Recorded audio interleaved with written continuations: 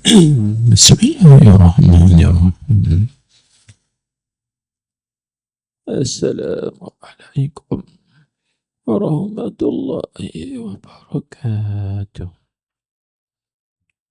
إلى حضرة النبي المصطفى سيدنا ومولانا محمد صلى الله عليه وسلم وعلى آله وأصحابه الكرام وإلى أرواح مؤلف هذا الكتاب ومشايخه ووالديه ومشايخنا ووالدينا ولأموات المسلمين والمسلمات والمؤمنين والمؤمنات في مشارق الأرض ومغاربها شيء لله ولهم. الفاتحة. أعوذ بالله من الشيطان الرجيم. بسم الله الرحمن الرحيم. الحمد لله رب العالمين مالك يوم الدين. إياك نعبد وإياك نستعين. اهدنا الصراط المستقيم صراط الذين أنعمت عليهم غير المغضوب عليهم ولا الضالين. آمين.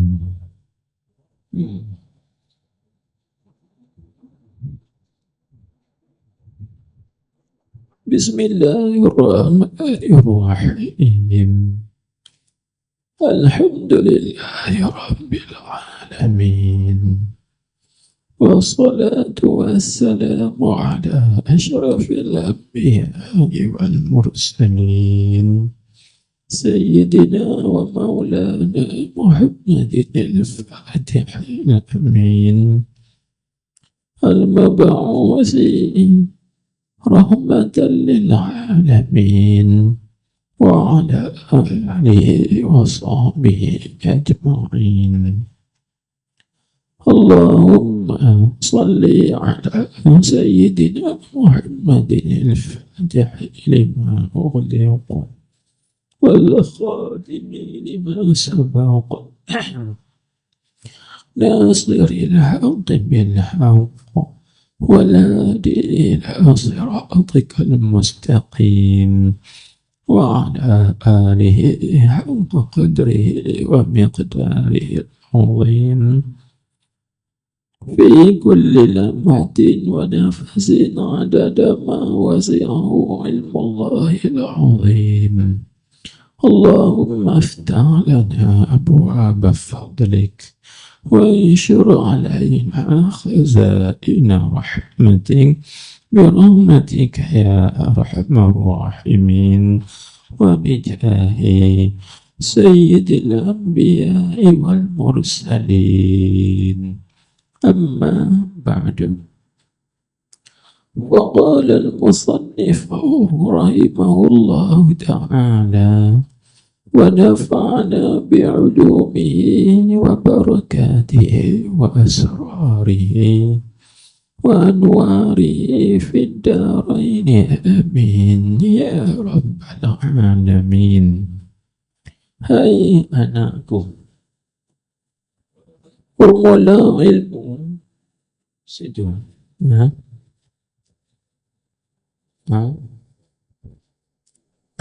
itu kita tengah jalan.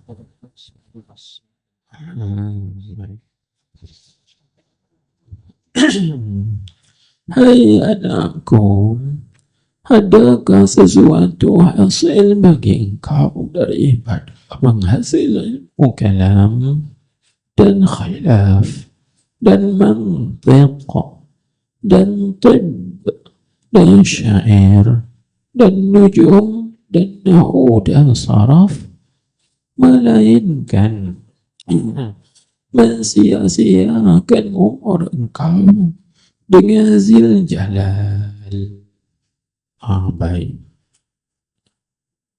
Tuan-tuan, Bapak, hadirin hadirat sekalian, alhamdulillah, bersyukur kita ke hadrat Allah Subhanahu wa Ta'ala dengan limpah kurnianya dan juga curahan rahmatnya, kasih sayangnya,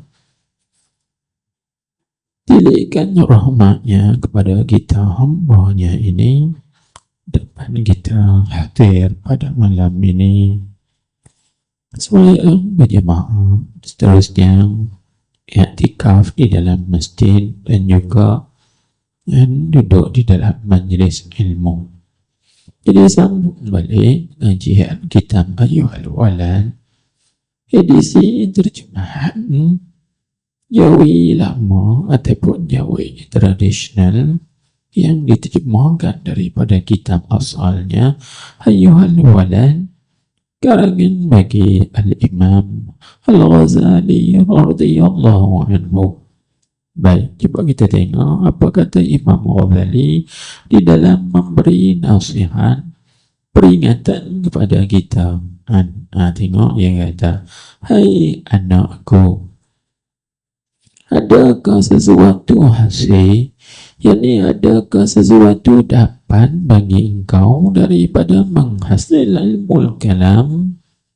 Ilmu kalam iaitulah bagi ilmu yang membahaskan tentang perkara-perkara yang bersangkut paut dengan zat Allah, iaitu membincangkan mengenai hukum-hukum zat Allah dan juga hukum-hukum sifat Allah dan juga mengenai perkara yang bersangkut paut dengan kenabian, kan, iaitu perkara-perkara yang sifat-sifat yang wajib bagi Rasul, yang mustahil ke atas Rasul, dan juga yang harus pada zat mereka itu alaihi wassalatu wassalam.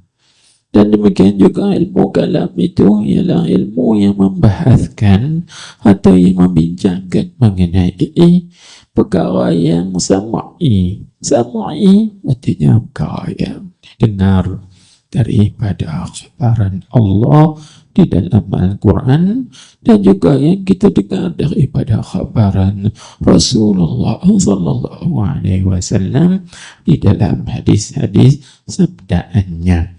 Ataupun boleh juga kita katakan sebagai ilmu kalam ini membahaskan mengenai perkara-perkara yang ghaib.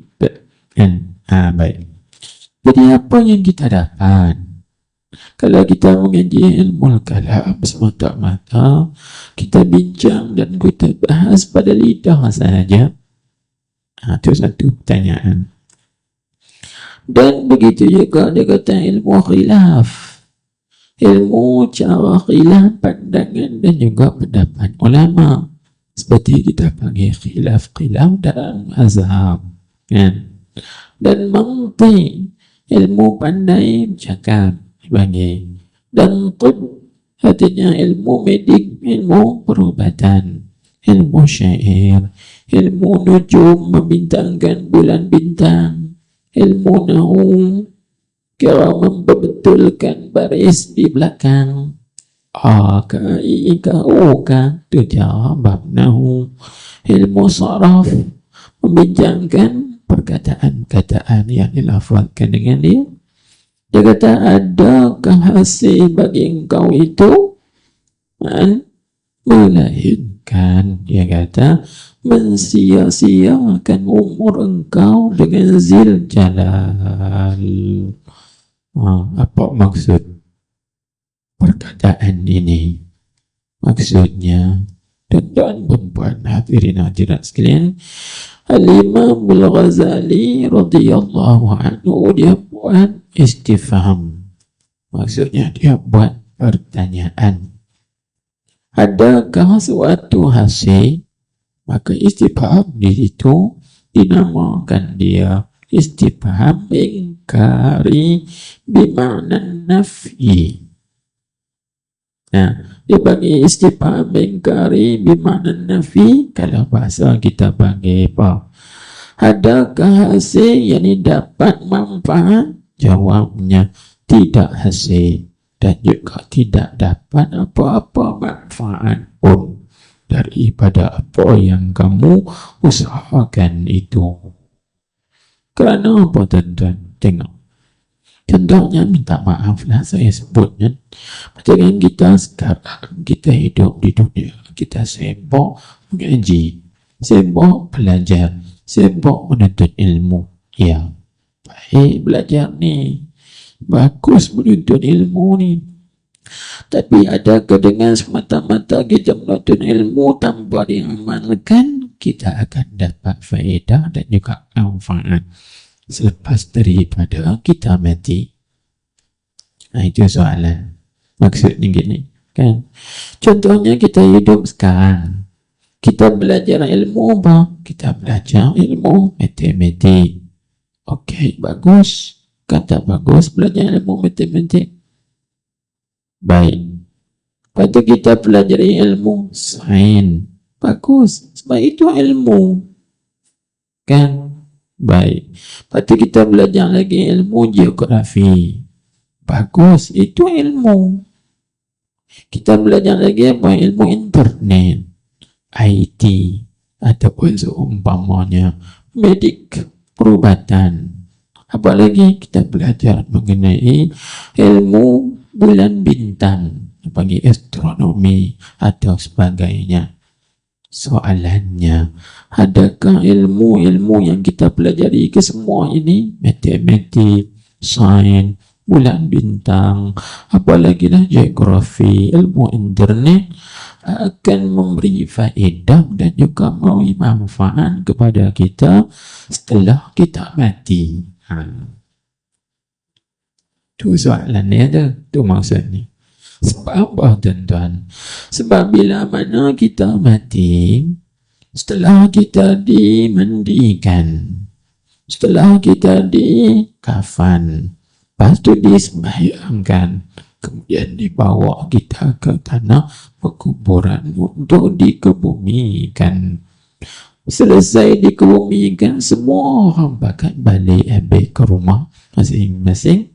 Maka ketika itulah disebut dalam hadis 7 langkah orang yang berada di kubur meninggalkan 7 langkah tinggal mayat dalam kubur, maka datang malaikat Munkar dan Nakir buat kerja mereka yang ditugaskan oleh Allah Ta'ala. Apa tugas mereka? Tugas mereka ialah soal. Apa soalan dia? Man Rabbuka? Siapa Tuhan kamu? Cuba tuan fikir. Masa tu kita guna ada ilmu matematik. Masa di soal Man Rabbuka? Siapa Tuhan kamu tu? Masa tu kita guna ada ilmu matematik. Tak guna dah. Itu yang Imam Ghazali tanya tu. Apa yang kamu dapat, yang kamu belajar ilmu tu? Setelah daripada kamu mati, adakah malaikat akan soal 2 campur 3 berapa isi mati?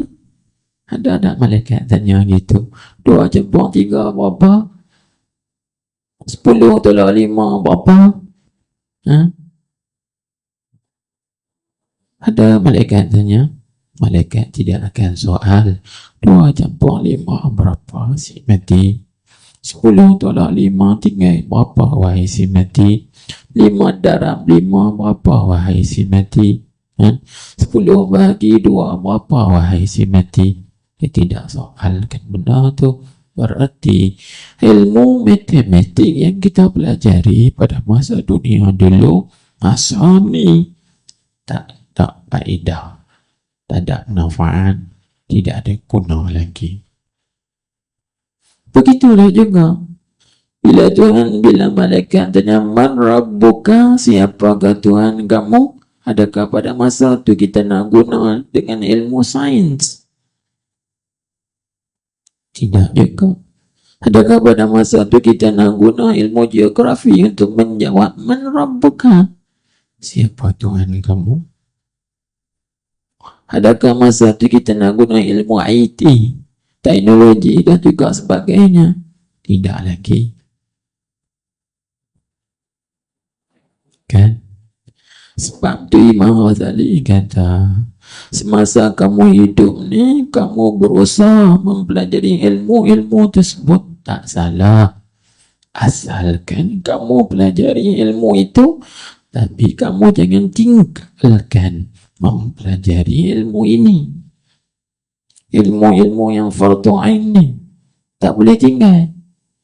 Tak salah kita pelajari ilmu sains, matematik dan sebagainya, ilmu kedoktoran, ilmu kebomohan, ilmu medik kan, sebab perubatan dan sebagainya. Tapi jangan tinggal, jangan tak ambil berat tentang ilmu ini. Jadi ilmu yang bagi yang sanggup dengan fardu ain. Kalau tidak, apa kata Imam Ghazali? Imam Ghazali kata, melainkan mensia-siakan engkau umur engkau dengan zil jalal. Engkau menghabiskan masa engkau dan juga waktu engkau kepada perkara yang tidak ada faedah selepas daripada kamu mati.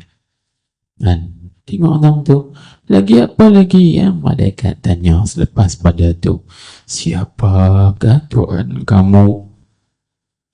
Patut ditanya lagi pula, siapa nabimu? Kalaulah kita hidup dalam dunia, kita tidak pernah pelajari sirah nabawiyah, kita tidak pernah pelajari membagi syama'il Muhammadiyah, perjalanan hidup Nabi kita, tak kenal Nabi kita. Kita tak pelajari sifat-sifat akhlak kepribadian Nabi kita Muhammad sallallahu alaihi wasallam. Kita tidak pernah pelajari keistimewaan dipanggil khasa'is Nabi kita Muhammad sallallahu alaihi wasallam. Kita tidak pernah pelajari fadail, kelebihan, keutamaan Nabi kita Muhammad sallallahu alaihi wasallam. Mana mungkin kita boleh jawab, man nabiyuka? Siapa nabimu?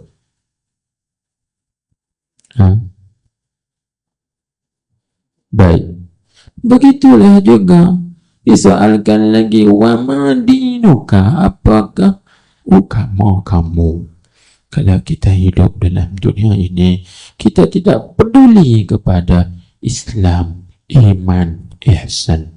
Kerana agama terbina di atas 3. Islam, iman, ihsan. Kan? Kita tak pernah ambil peduli apa itu Islam, apa itu iman, apa itu ihsan. Kita tak ambil berat, tak ambil peduli. Agak-agak kita ni bila lepas pada mati, malaikat masuk, kita masuk dalam kubur, malaikat mai tanya, apa agamamu? Agak-agak boleh jawab dah. Masa tu dia tak tanya dah. Kan? Orang panggil orang panggil negatif. Bila berlaku dengan positif, apa jadi? Dia tak tanya dah tu. Kan?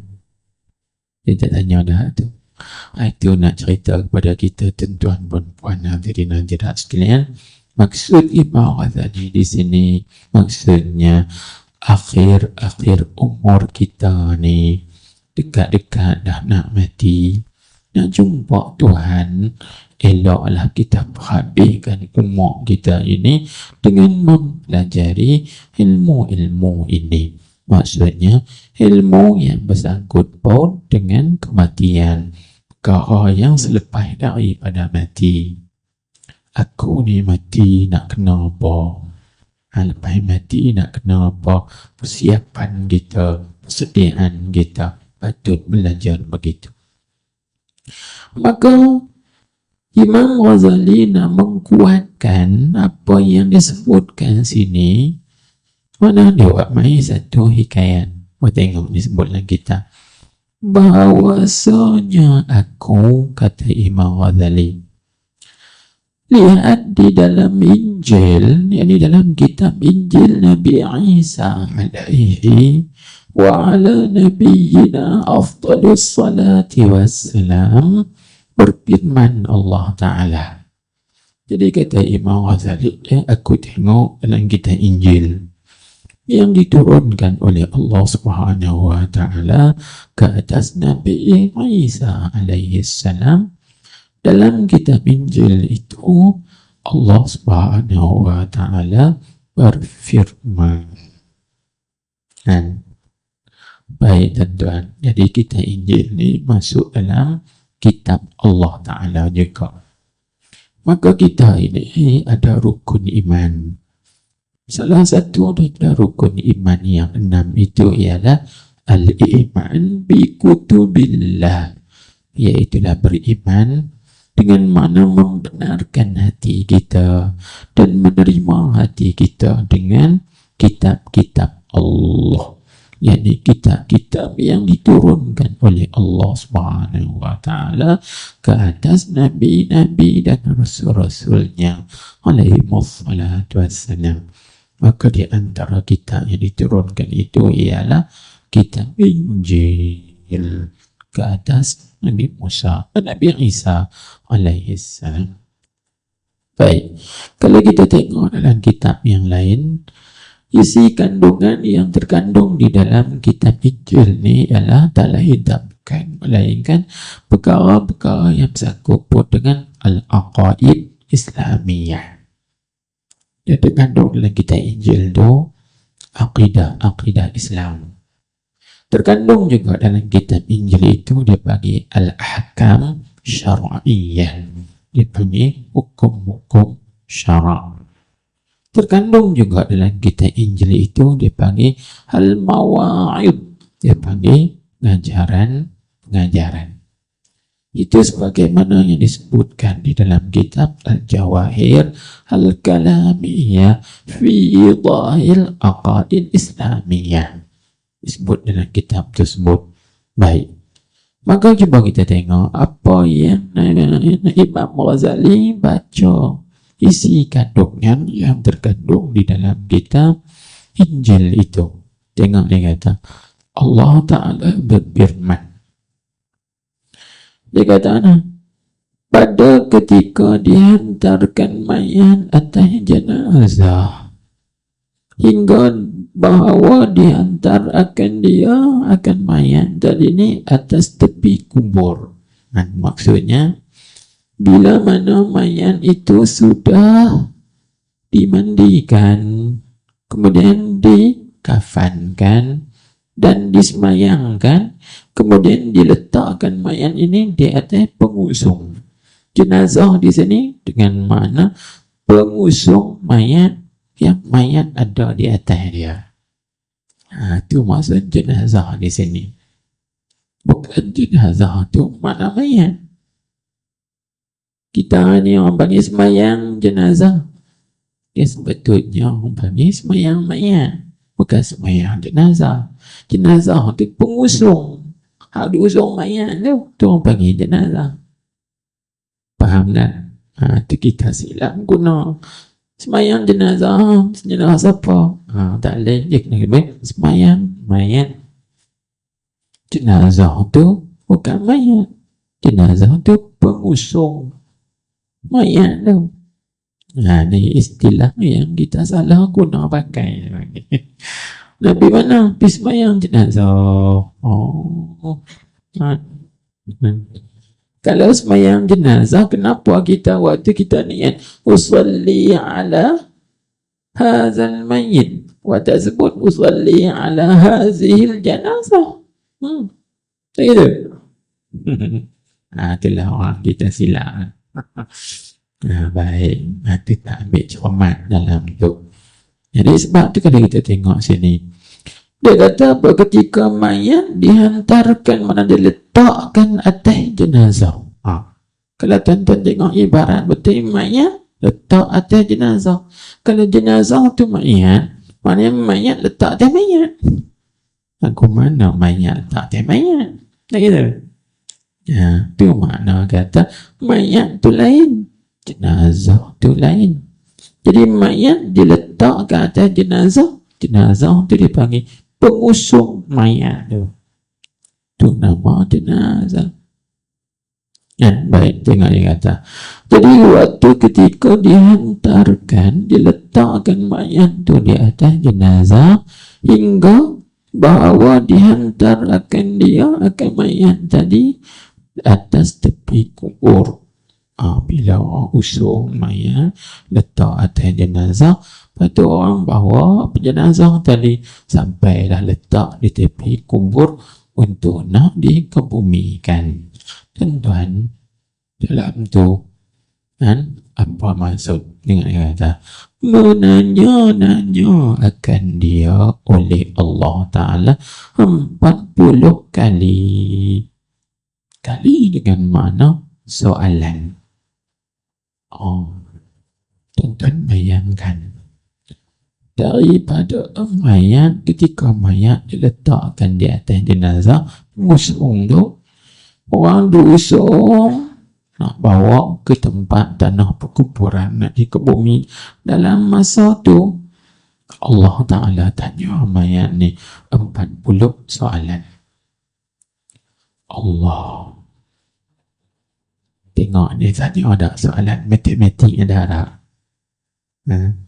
Ada soalan sains, ada soalan geografi, ada 40 soalan tu soalan medik perubatan, ada dalam 40 soalan tu ditanya soalan ilmu astronomi bulan bintang. Mari kita tengok ada ke tak. Apa soalan yang ditanya? Dia kata pertamanya, tu soalan yang pertama, yang awal-awal sekali ditanya, tu belum masuk lagi dalam kubur, baru duduk atas pengusung tu, Tuhan tanya dah kan? Dia tanya apa? Hai hamba-Ku, telah engkau suci penilik makhluk beberapa tahun.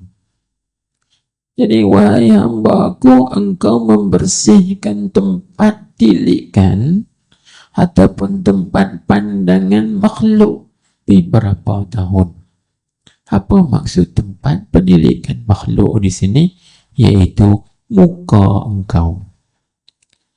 Engkau berapa lama dah, berapa tahun dah duk cuci muka ya, duk bersih muka ya. Tengok muka kotor sikit, ambil toner, ambil penyuci muka, bagi hilang. Sebab apa? Sebab takut orang tengok tu, orang tengok tak elok, orang tengok tak singgah, tak tampan, tak kacak, orang nampak hitam muka, tak ada shining dan sebagainya. Lalu engkau pun cuci muka engkau, tak payah tipi pula kedai kosmetik kan, cari alat-alat makeup nak bagi nampak muka elok, supaya makhluk pandang kata oh dia ni lawa sehingga cantik dan sebagainya. Tuhan kata engkau ini telah menyucikan tempat pandangan makhluk dan tiada engkau, yakni sedangkan atau padahal tiada engkau sucikan penilikku sesaat. Apa penilikku? Yakni tempat tilik dan juga tempat pandangan aku. Apa tempat pandangan Tuhan? Hati. Ni hati kita ni. Kita kena tulis bawah tu. Apa makna tempat pandangan Allah? Tempat tilikan Allah. Tempat tilikan Allah SWT ialah hati. Maksudnya lagu mana? Maksudnya gini, wahai hamba-Ku, kenapa engkau menyucikan tempat pandangan makhluk sedangkan engkau tidak menyucikan tempat pandanganku? Maka apa kita nak jawab? Berarti Allah Ta'ala seolah-olah Allah Ta'ala kata, oh, engkau ni lebih mengutamakan tempat pandangan makhluk daripada tempat pandangan aku. berarti engkau ini mengutamakan orang lain daripada aku.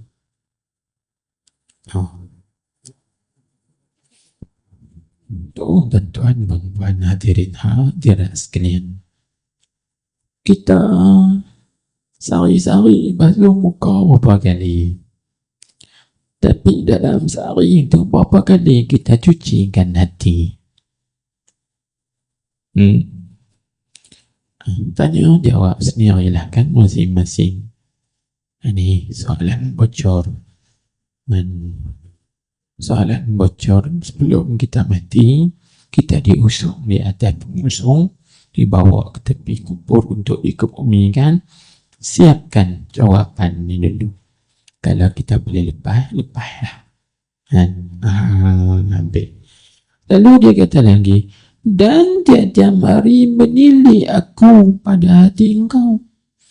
Dia tulis situ, iya, yang betulnya aku. Tiap-tiap hari menilai aku pada hati engkau. Tengok. Tiap-tiap hari aku tengok hati engkau. Tiap-tiap hari aku tengok hati engkau. Bukan aku tengok muka engkau. Inilah tuan-tuan puan-puan hadirin hadirat sekalian, apa yang tersebut di dalam Injil ni muafakat dengan hadis Nabi kita Muhammad sallallahu alaihi wasallam, hadis sahih yang diriwayatkan oleh Imam Muslim. Nabi kita bersabda, innallaha la yanzuru ila suwarikum wala ajsamikum walakin innama yanzuru ila qulubikum atau kama qala. Itu hadis sahih. Nabi sebut, sesungguhnya Allah Ta'ala tiada memandang kepada rupa kamu dan juga jasad tubuh badan kamu. Dia tak tengok muka kita handsome ke tak handsome ke. Dia tak tengok juga jasad tubuh badan kita ni saduk ke tak saduk ke, kan? Dia tak tengok situ. Walakin, akan tetapi, innama yanzuru, hanya sesungguhnya melihat ia ila qulubikum, kepada hati kamu. Allah, dan waktu ketika Allah Subhanahu wa Ta'ala melihat kepada hati kita, ketika itu hati kita di mana?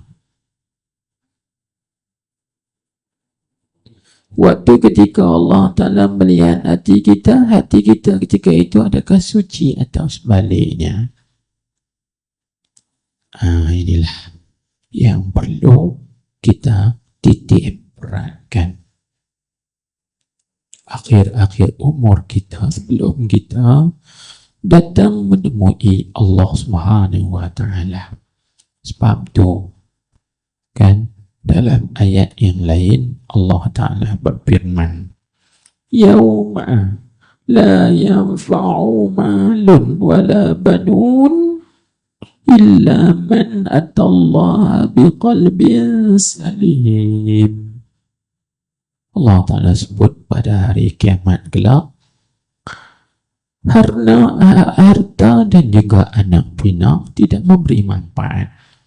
Tidak ada faedah apa-apa kecuali orang yang datang menemui Allah, menjumpai Allah Ta'ala dengan hati yang salim, hati yang sejahtera.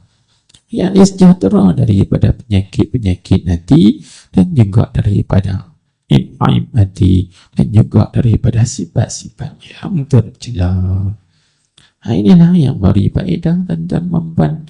Akhir umur ni eloklah kita usah pelajari ilmu tasawuf banyak-banyak, ilmu tazkiyatun nafsi, penyucian jiwa dan penyucian hati, supaya kita pulang menemui Allah Ta'ala dengan hati yang sejahtera, diterima oleh Allah Ta'ala.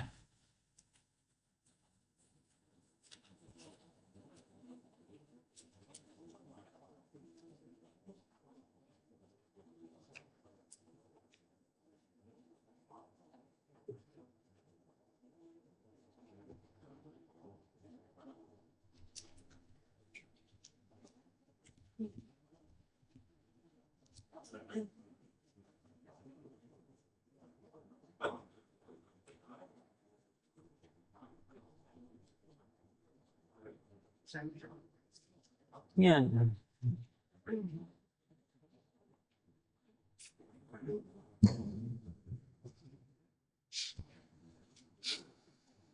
الله أكبر الله أكبر الله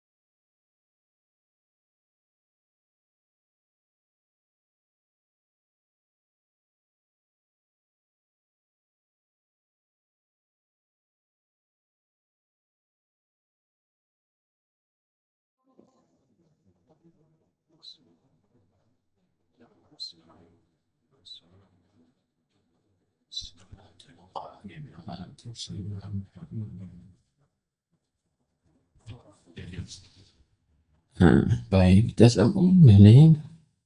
Di situ. Dan dengar lagi, dan berfirman ya Azza wa Jalla, adakah engkau perbuat dengan yang lain daripada aku? Dan engkau itu meliputi dengan kebajikanku. Adakah engkau itu tuli, tidak engkau mendengar? Maksudnya apa?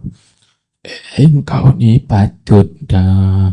Sepatutnya tak patut engkau buat itu kerana yang lain. Kan, sedangkan aku ini mengurniakan, melimpah kurniakan kepada engkau itu limpahan dan kurniaan yang amat banyak. Kenapa engkau tidak buat untuk aku? Kan tadi kan, apabila kita cuci muka, kita bersihkan muka, yang dimana muka kita ini tempat pandangan makhluk, kan? Jadi kita basuh muka kerana apa? Kita cuci muka, bersihkan muka kerana apa? Kerana makhluk. Sedangkan engkau tidak menyucikan hatiku, hati engkau, kerana hati itu tempat pandanganku.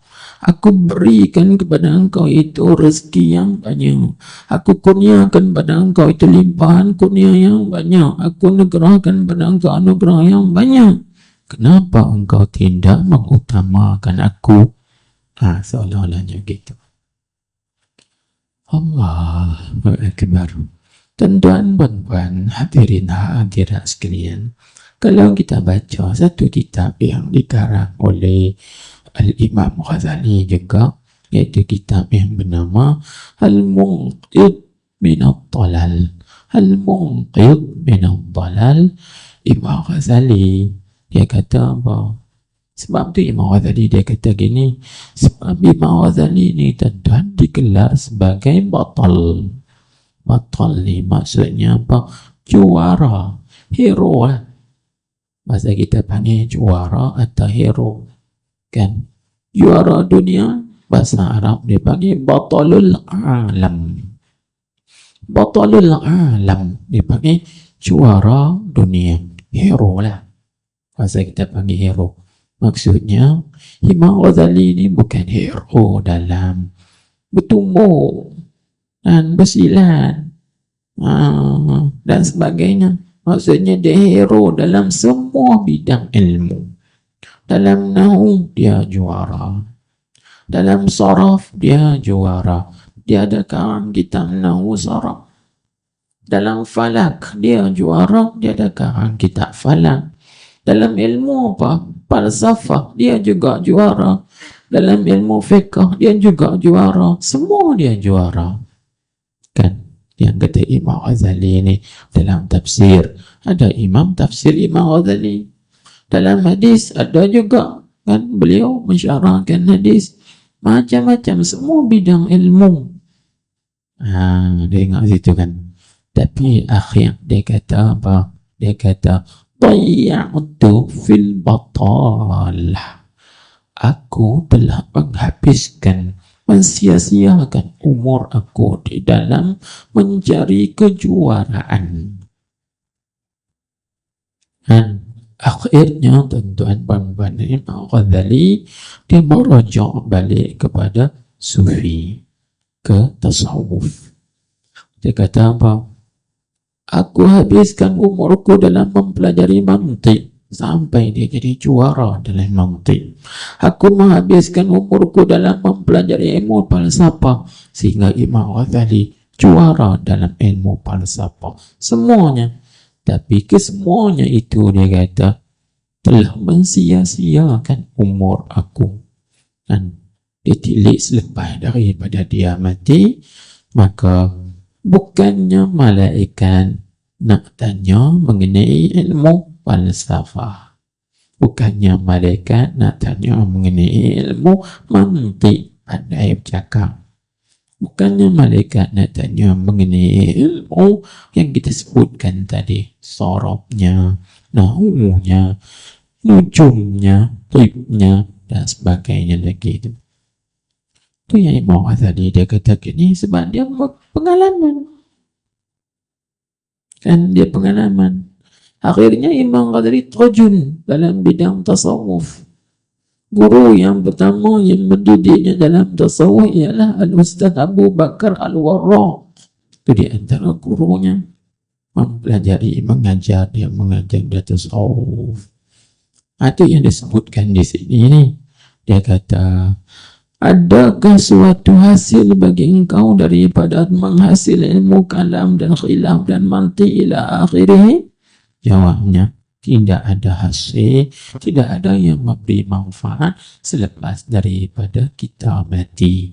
Bila kita masuk dalam kubur, tengok waktu ketika mayat duduk di atas pengusung gitu pun Allah Ta'ala soalkan mayat tadi 40 soalan. Soalan yang tak ada sangkut paut pun dengan nahwu, saraf, mantik, bersangkut paut pun dengan nujum, tib dan juga nahwu, saraf dan sebagainya lagi tadi. Tak sangkut.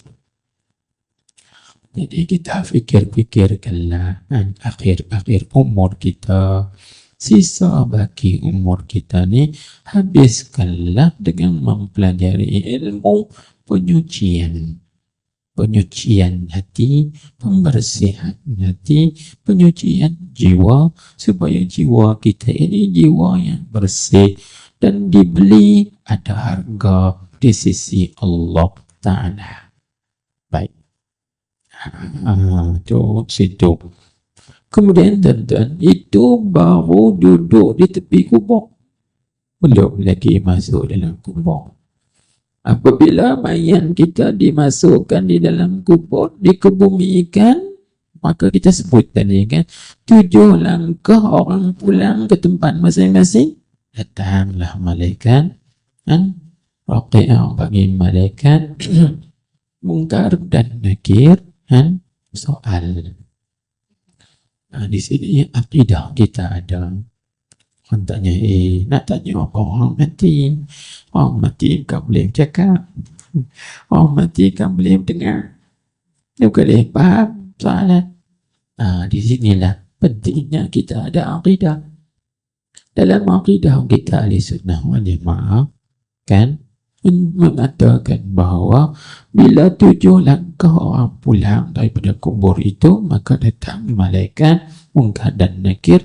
Ketika itu Allah Subhanahu wa taala mengembalikan balik roh kita pada pinggang ni, tak atas perut, dia setakat pinggang saja. Allah Ta'ala mengembalikan balik roh kita itu sekadar pinggang ni. Kaki tak ada. Sebab apa tak sampai kaki? Ini saya lah yang faham. Kalau sampai roh kaki, pasal dia lari. Sebab tu sampai dekat pinggang, kaki tak leka, tak boleh lari. Ini saya yang faham. Betul lah, tak jumpa dalam kita.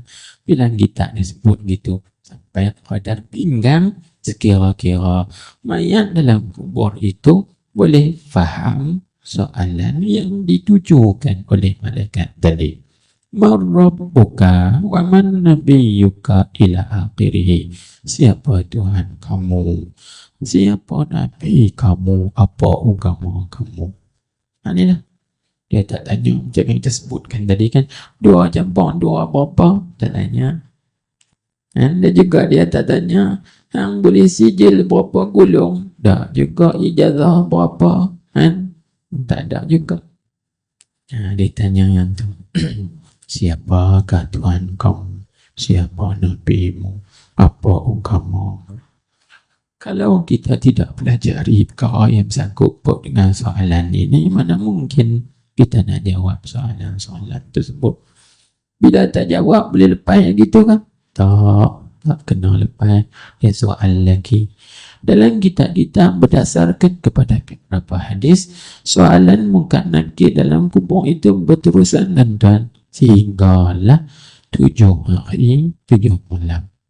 Ada riwayat kata sampailah 40 hari 40 malam. Soalan tu Allahu Akbar. Ini sebagaimana yang disebutkan dalam kitab Qatrul Ghais bi Masaili Abil Laits. Dan ada riwayat hadis kata soal Munkar Nakir ni sampai 40 hari 40 malam. Allah, itu bagi orang yang tidak boleh jawab. Ada pun yang boleh jawab, maka disebutkan dalam hadis dia boleh jawab semua soalan. Nabi kita cerita, lalu malaikat akan berkata kepada mayat itu, nam kanaumil harus, tidurlah seperti mana tidurnya pengantin baru. Tidur pengantin ni faham lah kan? Tidur dengan penuh keseronokan, tidur dengan penuh kenikmatan kan? Tidur pengantin baru. Sampailah sedang bila kita dibangkitkan daripada hari kiamat kelak, baru sedang sedang-sedanglah jaga dah. Macam pengantin sedang-sedang tengok siang dah. Macam tu. Allah. Dan rasa saatnya tidur macam tu. Walhal duduk dalam kubur tu beribu tahun. Kan? Duduk beribu-ribu tahun. Tapi dia rasa macam yang tidak saat loh, siang dah. Tidur pengantin. Inilah tuan-tuan hadirin hadirat sekalian, kita ambil faham daripada peringatan dan pengajaran yang disampaikan oleh Imam Ghazali.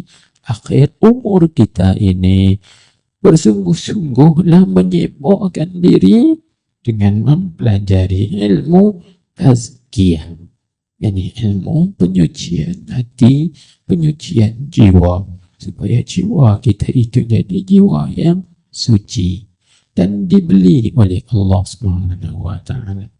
Baik. Kita tengok lagi nasihat Imam Ghazali.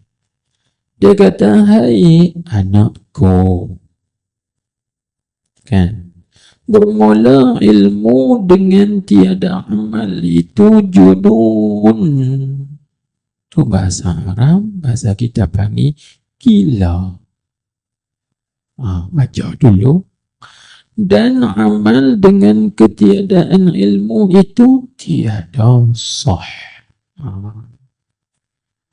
Ini satu nasihat yang sangat berguna untuk kita semua. Akhir zaman ini manusia dia ada dua kategori. Ada manusia yang rajin belajar ilmu, kuliah sana, kuliah sini, dalam seminggu tu dia atok masjid ni malam ni, masjid ni malam ni. Kalau tak atok masjid pun duduk masjid tu juga. Tapi pagi mengaji macam-macam kitab. Malam ni kitab ni, malam esok kitab lain pula, malam lusa kitab lain. Rajin mengaji tapi tidak beramal. Itu satu jenis manusia. Satu jenis manusia lagi pula dia rajin beramal tapi mengaji tak mau. Ni Imam Ghazali sebut ni kan, sejenis manusia dia rajin mengaji tapi beramal tidak. Satu jenis manusia lagi pula dia rajin beramal tapi mengaji tidak. Maka apa kata Imam Ghazali dalam dua jenis manusia ini? Imam Ghazali kata apa? Bermula ilmu dengan tiada amal itu jununun. Ilmu dengan tidak beramal itu gila. Jadi orang yang ada ilmu tapi tidak beramal dengan ilmu, orang tu orang panggil apa? Orang panggil apa? Orang gila. Faham tak? Cuba kita tengok letak dia lah. Ilmu ada tapi tidak beramal dengan dia, itu namanya gila. Maka orang yang ada ilmu tetapi tidak beramal dengan ilmu, orang tu dipanggil majnun, orang gila. Tuan-tuan nampak tak apa maksud Imam Ghazali? Apa yang dimaksudkan oleh Imam Ghazali di sini? Yang dimaksudkan oleh Imam Ghazali, percakapan dia ni, mohon maaf saya sebut kawaid. Saya sebut ikut kaedah ilmu. Kalau mengikut kawaid ilmiah, kaedah ilmu, cakapan Imam Ghazali ni dia panggil cakapan atas jalan tashbih. Tashbih baligh namanya. Kalau dalam istilah ilmu balaghah dia panggil, khususnya ilmu bayan, dia panggil tashbih baligh.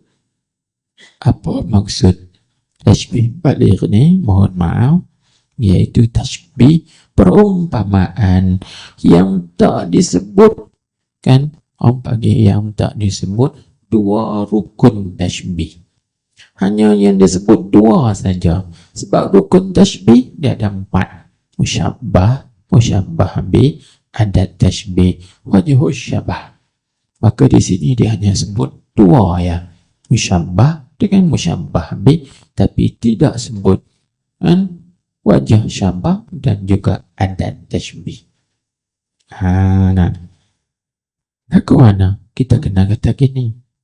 Kalau kita nak susun balik kata Imam Ghazali ni, kata gini, bermula ilmu tidak diamalkan itu diserupakan atau diumpamakan seperti gila.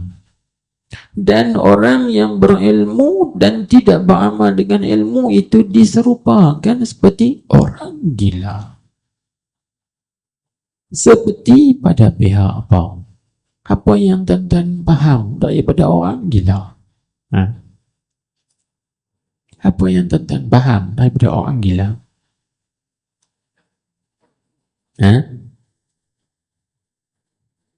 Apa yang tuan-tuan faham dari orang gila? Kita faham, hei, hanjak kau baik-baik itu, tu orang gila tu. Apa maksud? Kita beri peringatan kepada orang lain, jaga baik-baik. Tu orang gila tu. Nak bang, nak bagi tahu orang gila ini bahaya. Dia boleh mendatangkan kemudaratan, kerosakan, kebinasaan. Sebab dia gila. Bila-bila masa, bila kita pi dekat dia, selagi dia ambil kayu katok kita. Ataupun kita pi dekat dia, selagi dia ambil ketui batu, dia tuju kita. Ataupun kita pi dekat dia, selagi tak pasal-pasal dia tampak kita. Dia buh nampak sedang. Maknanya apa? Setiap masa, setiap detik, bila-bila masa saja, dia boleh mendatangkan kemudaratan ke atas kita. Itu maksud gila. Jadi maksudnya di sini Imamul Ghazali radhiyallahu ta'ala anhu mengumpamakan ilmu dengan tidak diamalkan itu gila. Maksudnya ilmu semata-mata, yakni tidak diamalkan, ilmu itu mendatangkan kemudaratan, kebinasaan atas orang tersebut. Itu maksudnya. Ini dia panggil cakapan balaghah, namanya tashbih baligh, persangatan tashbih, iaitu ma huzifat fihi adatut tashbih wa wajhu syabah. Kalau kita pelajari dalam balaghah itu. Baik, itu dah kita pahami dah. Kemudian orang yang beramal pula dengan tidak ada ilmu jadi apa? Dia kata, dan amal dengan ketiadaan ilmu itu tiada sah. Dia bilang, ada orang yang kuat beramal, tetapi amalnya itu tidak sah, yakni tidak diterima di sisi Allah Subhanahu wa ta'ala. Sebab dia beramal dengan tidak ada ilmu. Inilah seperti mana yang disebutkan oleh Syekh Ibn Ruslan Ad-Dimashqi radhiyallahu ta'ala anhu dalam Matan Zubat ni. Kalau kita pelajari Matan Zubat, Syekh Ibn Ruslan, dia akan sebut fa'alimun bi'ilmihi lan ya'malan mu'azzabun min qabli 'abidil wathan wa kullu man bighairi ilmin ya'malu a'maluhu mardudatun la tuqbalu. Syekh Ibn Ruslan sebut fa'alimun bi'ilmihi lam ya'malan, maka seorang yang alim yang tidak beramal dengan ilmunya, orang itu apa? Mu'azzabun min qabli 'abidil wathan, akan diazabkan dia sebelum daripada diazabkan penyembah berhala.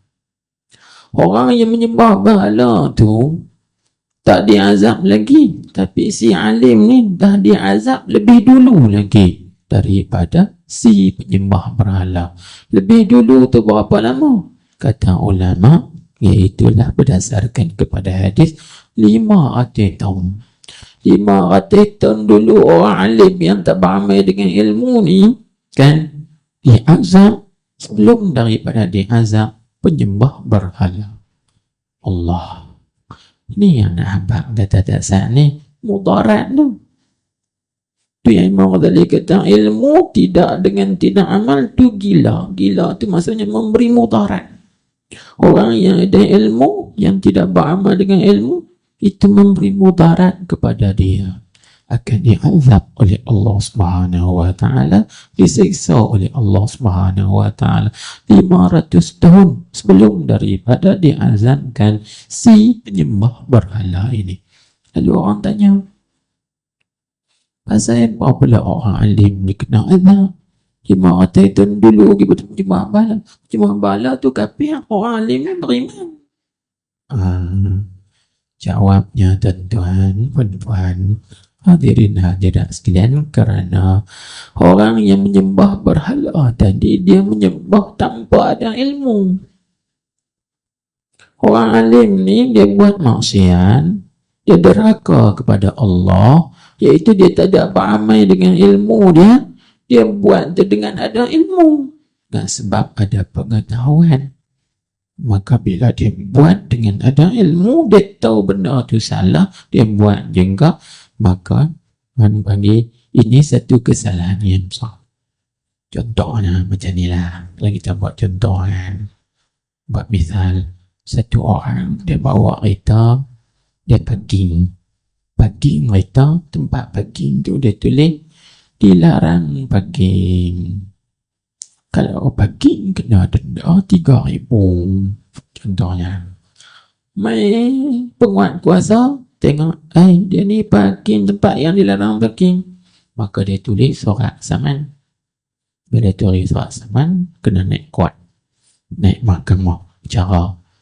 Tu hakim tanya, ni kamu parking tempat parking tu, kamu tahu tak kata tempat tu tak boleh parking? Ya, saya tahu. 3,000 kena bayar.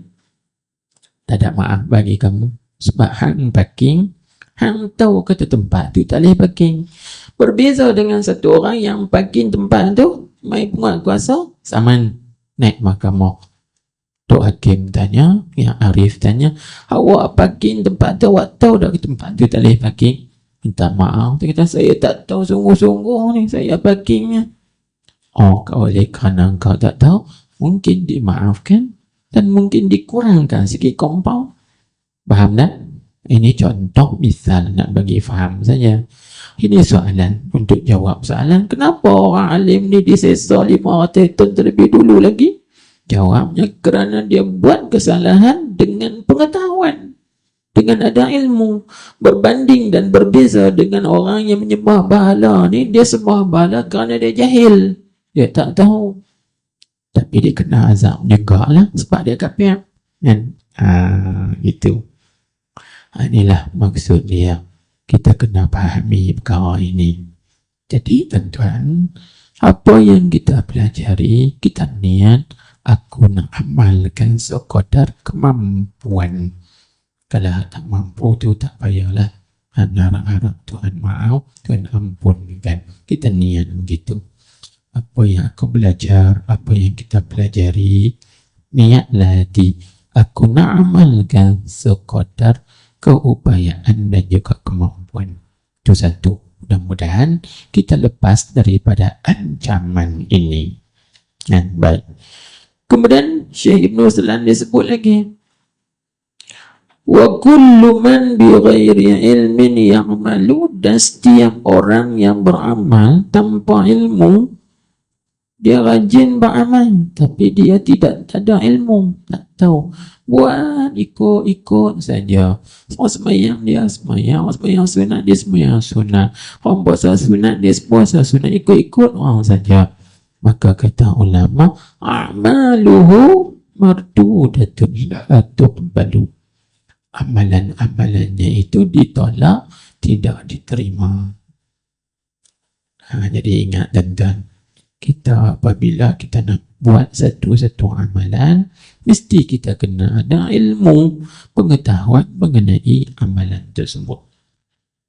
Kalau tidak, amalan kita ditolak, walaupun nampak cantik amalan kita itu. Mana bukti? Kalau orang tanya kita, di zaman Rasulullah sallallahu alaihi wasallam ada seorang lelaki yang bernama Khalad bin Rafi'. Biasa dengar anak lelaki ni namanya Khalad bin Rafi'. Khalad bin Rafi' ni tuan-tuan, dia rajin semayang, tapi semayangnya tak betul. Ada tak di antara kita ni semayang rajin tapi semayangnya tak betul? Satu hari Nabi kita duduk dalam masjid, Khalad datang dalam masjid, dia masuk dalam masjid, dia semayang. Allahu Akbar. Nabi kita duduk perhati tengok kan, sampailah Khalad ini beri salam. Bila dia bagi salam, Nabi kata dekat dia, ya Khalad, irji' anta fasalli fa innaka lam tusalli. Ya Khalad, ulang lain Sembahyang lain kerana engkau itu belum lagi sembahyang. Dan tengok, Nabi kata ulang lain, irji' anta, bahasa kita panggil ulang lain, fasalli, sembahyang lain, fa innaka lam tusalli, kerana engkau belum lagi sembahyang. Cuba tuan-tuan fikir, tadi dia sembahyang lah, tapi Nabi kata hang tak sembahyang lagi. Apa maksud? Maksudnya dia sembahyang, tapi dia sembahyang tanpa ilmu, tanpa ada ilmu, sembahyang ikut-ikut saja. Maka Khalad pun bangun sekali lagi, dia sembahyang Allahu Akbar, sampailah dia bagi salam. Nabi kata ulang lain, sembahyang lain, kerana engkau belum lagi sembahyang. Sampai 3 kali turut-turut, tuan-tuan. Akhirnya Khalad datang pada Rasulullah, kata, ya Rasulullah, saya tak pandai sembahyang. Dengan mana? Tak kerti sembahyang. Saya sembahyang ikut-ikut saja, tapi tak ada ilmu pengetahuan. Maka barulah Nabi kita ajarkan dia. Nabi kita bersabda dalam hadis tu, iza qumta ila salati fakabbir, sum aqra ma tayassara min al-Quran, sum arka hatta tatma'inna fihi, ila akhiril hadis. Hadis itu panjang, hadis sahih riwayat Imam Bukhari. Kan? Nabi kata apabila kau nak mengerja sembahyang, maka takbirlah. Nabi ajak takbir, Allahu Akbar. Maknanya tuan-tuan, kita nak takbir kena belajar, bukannya ikut-ikut.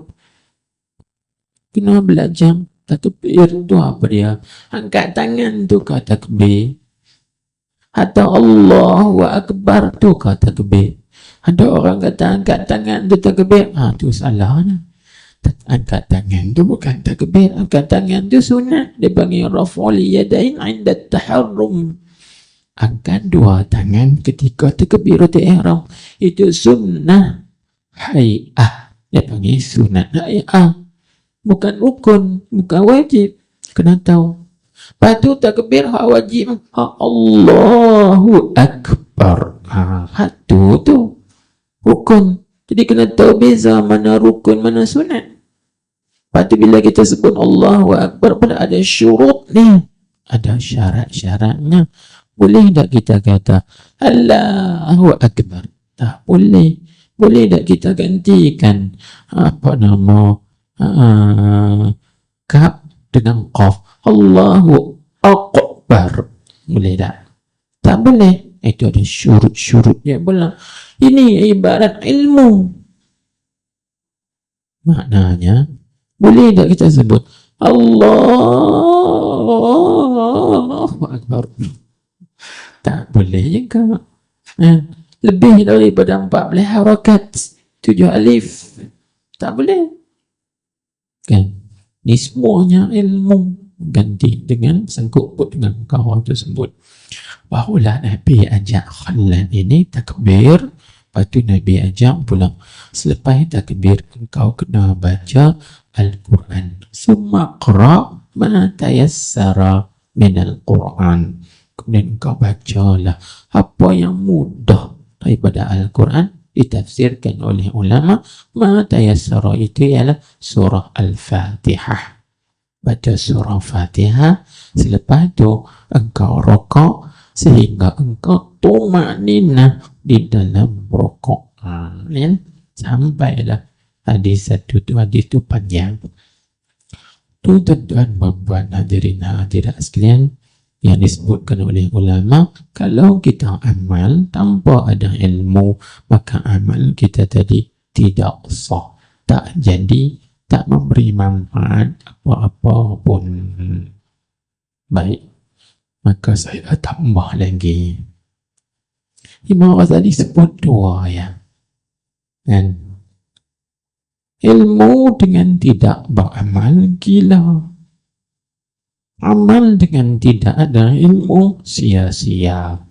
Tidak sah dengan makna sia-sia. Lepas itu kita tambah lagi. Saya tambah. Kan amal serta ilmu itu kan pelbagai rahsia. Kita tambah fikir. Amal serta ilmu itu pelbagai rahsia.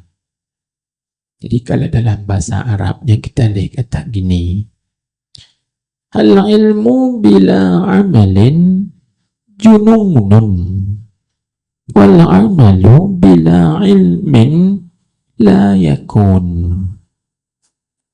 wal amalu ma'al ilmi funun. Kita sebut gitu karena dalam bahasa Arab ilmu dengan tidak beramal gila, amal dengan tidak ilmu sia-sia, amal dengan ilmu kan itu pelbagai rahsia funun. Sebab apa kita kata gitu? Orang yang beramal dengan apa yang dia tahu, orang itu akan dianugerahkan oleh Allah Ta'ala ilmu-ilmu yang dia belum tahu. Itu yang kita sebut pelbagai rahsia. Mana dalil bukti? Dalil buktinya dalam Al-Quran. Dalam Al-Quran Allah Subhanahu wa Ta'ala berfirman, wattaqullaha wa yu'allimukumullah. Bertakwalah kamu kepada Allah, buat apa yang Tuhan suruh, tinggal apa yang Tuhan tegak. Wa yu'allimukumullah, Allah Ta'ala akan ajarkan kamu apa yang kamu tak tahu. Ini funun, pelbagai ilmu, pelbagai rahsia. Dalam hadis Nabi kita bersabda, man amila bima alima warathahu Allahu ilma ma lam ya'lam. Riwayat Imam Ahmad, riwayat Imam Abu Naim Al-Isbihani dalam kitabnya Hilyatul Awliya kan disebut, siapa yang beramal dengan ilmu yang dia tahu, pasti Allah Ta'ala akan menganugerahkan kepadanya ilmu yang dia tak tahu.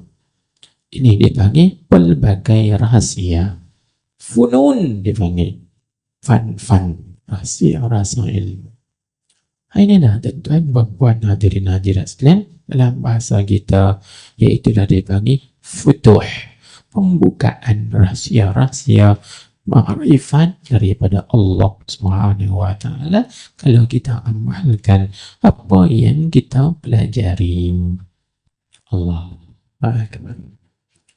Jadi kesimpulannya di atas apa yang kita kongsikan pada malam ini, yang pertama yaitu akhir umur kita ni sibukkanlah, habiskanlah sisa-sisa umur kita ini dengan mempelajari ilmu penyucian jiwa, penyucian hati, supaya hati kita bersih dan suci, kita bertemu Allah Ta'ala dalam keadaan hati yang salim, barulah memberi faedah dan manfaat.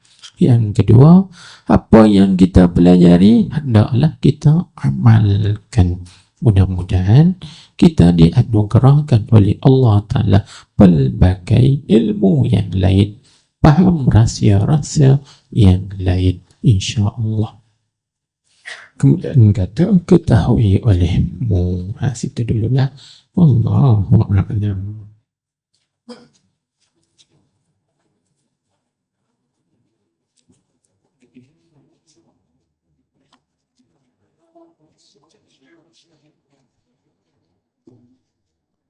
Subhanakallahumma wa bihamdik, asyhadu an la ilaha illa anta, astaghfiruka wa atubu ilaik.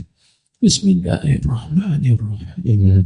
Wal 'ashr, innal insana lafi khusr, illa alladhina amanu wa 'amilus salihati tawasaw bil haqqi wa tawasaw bis sabr. Allahumma salli ala Sayyidina Muhammadin al-Ummi wa ala alihi wa sahbihi wa sallim. Bismillahirrahmanirrahim. الحمد لله رب العالمين وصلى الله وسلم عليه. اللهم افتح علينا حكمتك وانشر علينا رحمتك يا أرحم الراحمين. اللهم اهدنا وسددنا. اللهم إنا نستودعك ما علمتناه فردني إلينا عند حاجتنا إليه ولا تنسيناه برحمتك يا أرحم الراحمين. اللهم اجعل جمعنا هذا جمعا مرحوما مشكورا وتفرقنا من بعده تفرقا معصوما مغفورا. ربنا آتنا في الدنيا حسنة وفي الآخرة حسنة وقنا عذاب النار. اللهم اختم لنا يا الله بحسن الخاتمة ولا تختم علينا بسوء الخاتمة. اللهم اعتق رقابنا ورقاب آبائنا وأمهاتنا وإخواننا وعشيرتنا من عذاب القبر ومن عذاب النار برحمتك يا عزيز يا غفار يا كريم يا ستر يا حليم يا جبار. يا الله يا الله يا الله يا حي يا قيوم يا أرحم الراحمين. وصلى الله وسلم عليه والحمد لله رب العالمين.